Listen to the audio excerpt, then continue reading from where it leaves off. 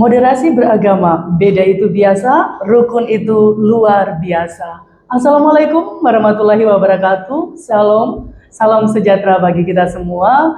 Om Swastiastu, Namo Buddhaya, salam kebajikan. Halo sahabat Bilik Inspirasi, senang sekali kita bisa menemani teman-teman semua di podcast Bilik Inspirasi Kantor Kementerian Agama Kota Blitar. Tempat kita ngobrol santai tapi penuh makna tentang kehidupan, kebersamaan, dan inspirasi. Nah, di episode kita kali ini kita akan ngobrol tentang moderasi beragama, sesuatu yang dekat dengan kehidupan kita sehari-hari.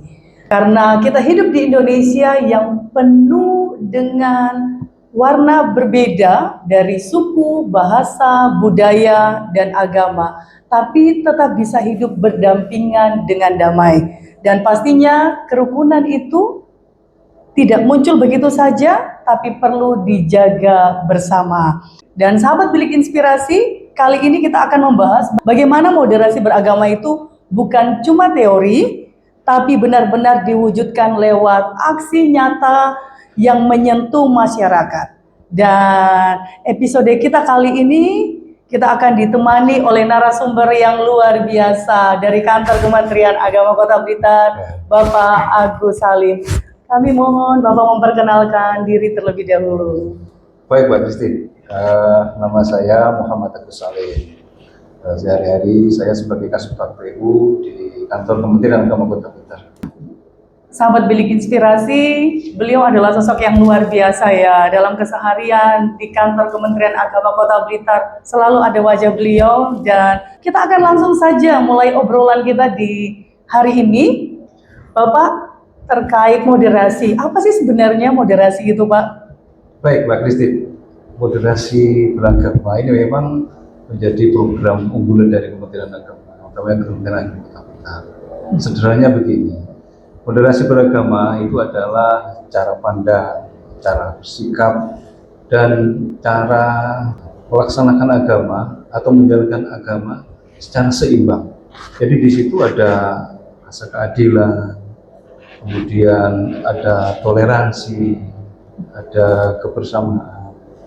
Jadi sederhananya bahwa moderasi beragama adalah bagaimana umat beragama ini bisa menjalankan agama secara seimbang. Justru dengan moderasi agama ini, moderasi beragama ini menghadirkan sebuah sikap yang fleksibel. Jadi di satu sisi orang tidak harus mencampur adukkan keyakinan beragama, tetapi bagaimana orang bisa menghargai agama orang lain. Di situ tidak ada rasa kekhawatiran.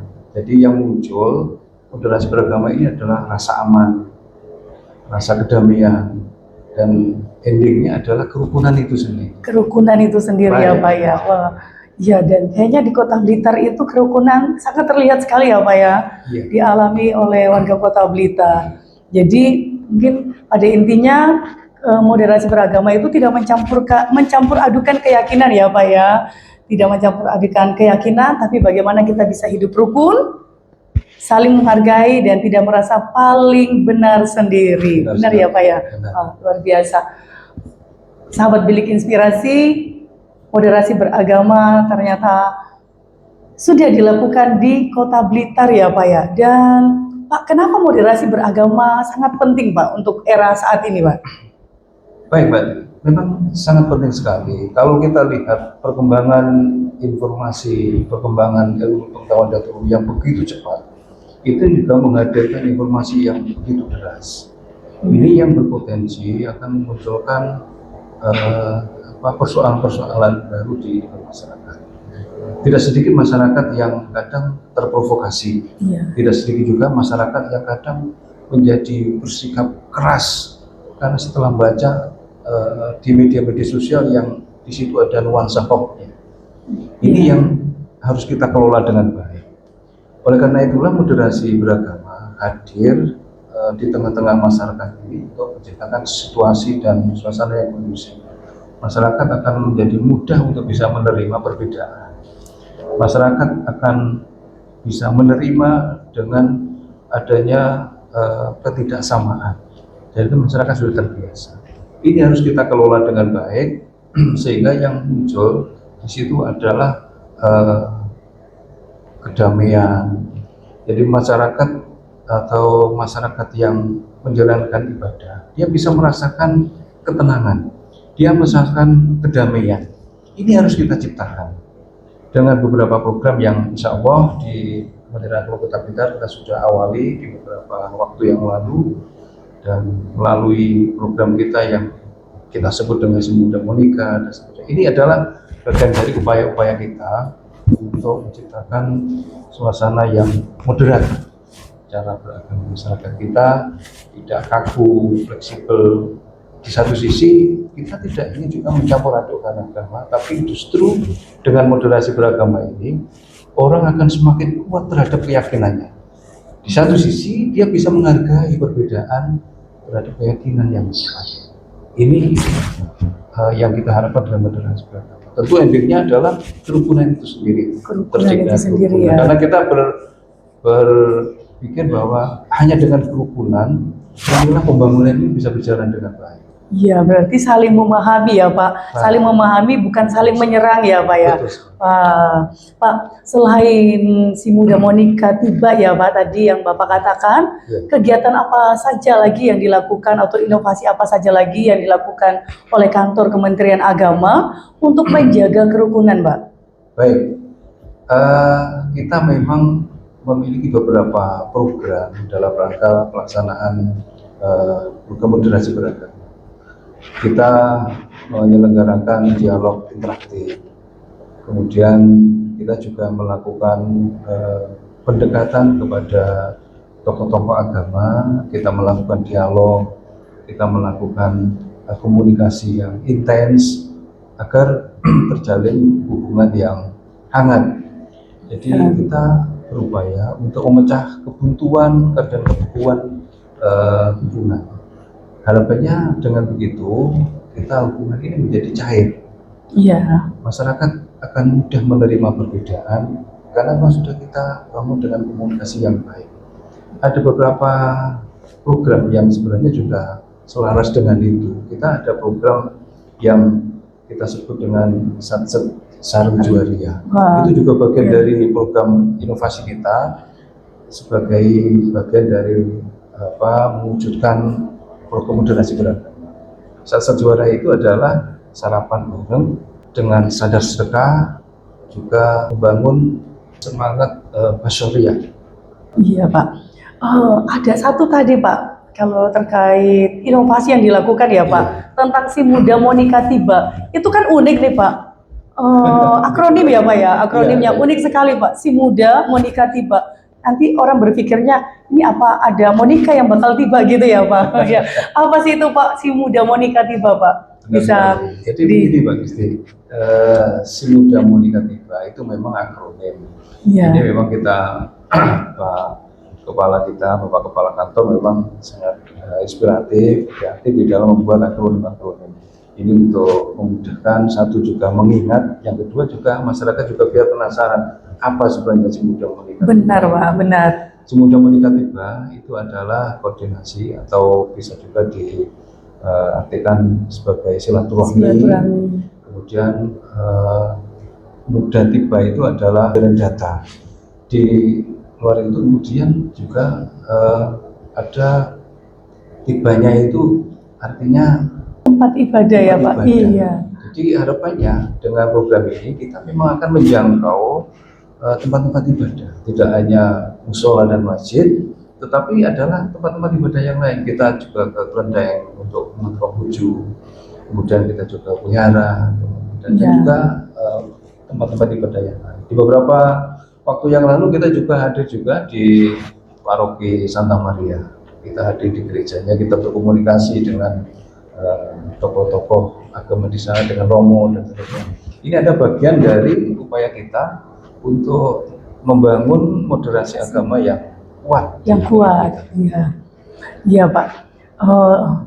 kesan dari si muda Monika Tiba ini kan dari berbagai rumah-rumah ibadah ya Pak, baik itu jemaatnya, pemimpinnya, ini adalah inovasi yang luar biasa Pak. Dan kira-kira Pak, dampaknya seperti apa untuk masyarakat Pak dengan kegiatan si muda Monika Tiba atau Satset Sareng Juaria itu Pak? Ya, alhamdulillah. Ini setelah kita evaluasi memang ada banyak dampak yang positif. Jadi pada saat kita hadir di tempat-tempat ibadah, mereka sangat welcome terhadap. Bahkan ada kerinduan yang mendalam. Karena mereka terus terang kita sampaikan kepada Bapak Ibu semua yang mengikuti pembicaraan ini, bahwa sejak Kementerian Agama di Kota Blitar ini hadir, kita memang belum pernah berkunjung secara resmi ke tempat-tempat ibadah, ke gereja, ke wihara, ke kelenteng.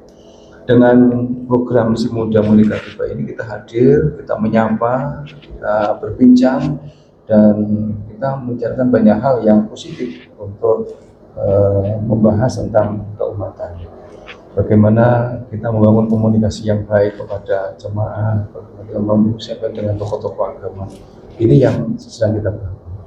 Bahkan pada saat kita melakukan kegiatan yang Satset Juaria itu kita undang juga mereka, tokoh-tokoh agama ini kita hadirkan. Diundang ya Pak ya? Kita hadirkan, dan kita memang sengaja di kegiatan ini kita menghadirkan tokoh-tokoh agama yang tidak hanya satu agama, tapi berbagai macam agama, bagian dari program moderasi. Program moderasi. Kita ingin mereka hadir, memberikan masukan, kita ingin juga mereka hadir bagian dari membangun hubungan yang hangat. Kita hadirkan juga di kesempatan itu ada tokoh-tokoh masyarakat, kemudian dari unsur pemerintah. Bahkan di kesempatan itu kita juga berkolaborasi dengan lembaga-lembaga yang profesional, misalnya dengan rumah sakit, yaitu profesional di dalam memberikan pelayanan kesehatan. Kita berkolaborasi. Kemudian juga kita menghadirkan juga, kita berkolaborasi juga dengan PNI, dengan maksud kita ingin juga membangun kebiasaan dan membangun budaya sosial dengan menyumbangkan darahnya. Ini bagian dari upaya kita.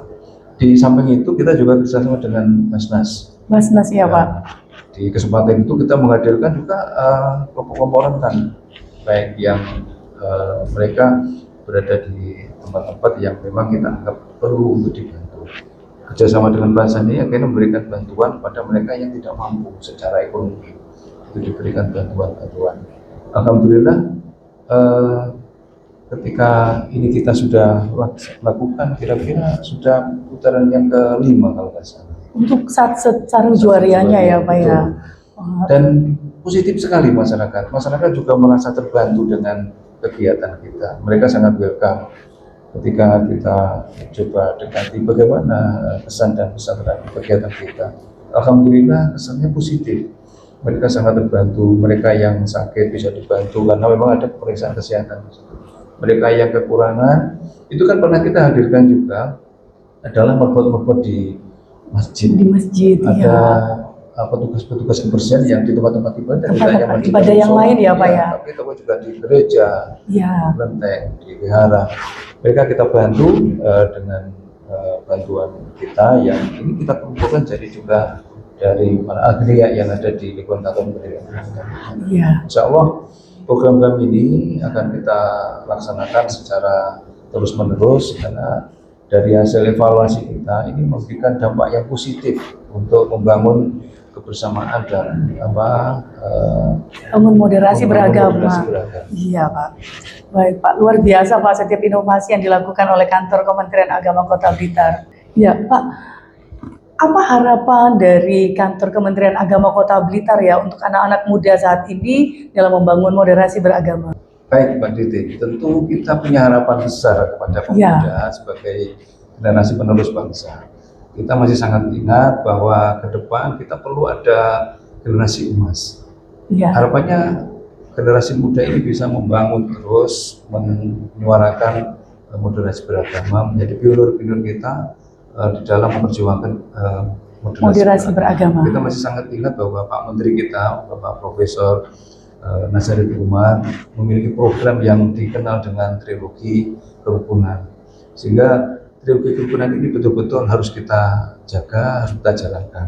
Tiga kerukunan itu diantaranya adalah, yang pertama adalah relasi vertikal. Itu adalah rukun kepada Tuhan sebagai pencipta. Jadi kita harus ada kepatuhan kepada Sang Pencipta. Kemudian trilogi yang kedua adalah relasi horizontal. Jadi rukun kepada sesama ya Pak ya. Iya. Dan yang keempat ada ini yang sedang lagi oleh Pak Menteri yang disebut dengan ekoteologi. Ini adalah kita membangun hubungan baik kepada alam sekitar dan makhluk hidup. Sehingga kita ada kewajiban juga untuk menjaga lingkungan ini, ekosistemnya tetap baik. Sehingga kita harapkan ke depan pemuda bisa memahami ini dengan baik dan menjadi pionir-pionir di dalam membangun moderasi beragama dengan mempertiga trilogi kerukunan. Kerukunan, ya Pak. Wah, kita sudah di penghujung acara. Pak, kira-kira pesan terakhir yang bisa diberikan untuk masyarakat Kota Blitar, secara khususnya ya Pak, terkait moderasi beragama. Baik Mbak Christine. Jadi moderasi beragama ini adalah kebutuhan kita semua. Moderasi beragama bukanlah tugas dari pemerintah saja, tetapi adalah semua masyarakat, warga bangsa, semua umat beragama punya tugas untuk bisa mengembangkan dan melaksanakan moderasi beragama agar ke depan kerukunan umat beragama ini bisa kita wujudkan. Karena itu adalah kunci sukses untuk bisa membangun, bisa melakukan ibadah dengan aman, dengan damai, hanya dengan membangun kerukunan umat beragama dengan program yang kita sebut dengan moderasi beragama. Ya, wah, sahabat Bilik Inspirasi, seru sekali ya di podcast kita kali ini. Dan dari perbincangan ini kita belajar bahwa moderasi beragama bukan cuma soal hidup berdampingan, tapi juga tentang bagaimana kita saling peduli, saling menghargai, dan bersama-sama menjaga kedamaian. Terima kasih banyak Pak Agus sebagai narasumber kita hari ini dalam podcast Bilik Inspirasi yang sudah berbagi cerita dan inspirasi bersama di podcast kali ini. Dan semoga obrolan kita kali ini bisa menambah semangat kita semua untuk terus merawat kerukunan di tengah keberagaman. Saya Christine sebagai host kali ini pamit undur diri. Sampai ketemu di podcast berikutnya, di podcast Bilik Inspirasi Kantor Kementerian Agama Kota Blitar.